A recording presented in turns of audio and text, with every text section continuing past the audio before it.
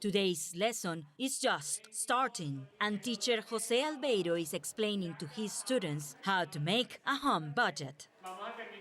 These youngsters are amongst the more than 8 million Venezuelan students who have returned to school across the country. Finally, after 2 years, the entire group is allowed to be together. But now that the class is back, there's plenty to catch up on. We've returned again to the basics on how to add, subtract, divide and multiply, because even that they've forgotten.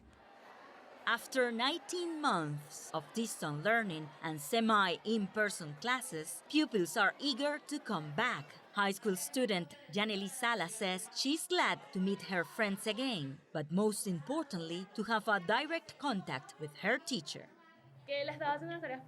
I was doing my homework for the sake of doing it, but I was not understanding, I was not comprehending my lessons like I'm doing here. To guarantee a full return to the classrooms, Venezuela's government has prioritized getting teachers and children vaccinated and began a program to improve schools. But according to the Venezuelan Union of Teachers, it has been impossible to return 5 days a week, since more than 70% of the country's public schools are in poor condition and require renovation work and basic services like water. Like most educational institutions in the country, at this Caracas school, there's no regular running water. They've implemented a strict water schedule to maintain health measures. Water is scarce from Wednesdays onward. We started a rationing system of that precious commodity, which is like blue gold. We restrict it and provide water during breaks and lunchtime.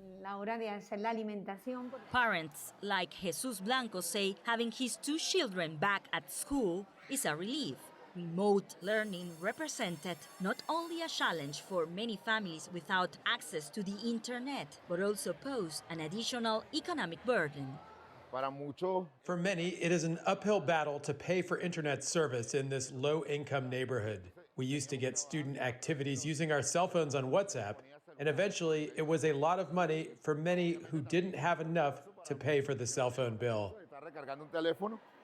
As the end of the school year approaches, despite the difficulties for both students and teachers, they all are doing their best to make up for the lost time. In the meantime, classrooms are once again filled with joy and a renewed desire to learn. Triny, Mena, CGTN, Caracas.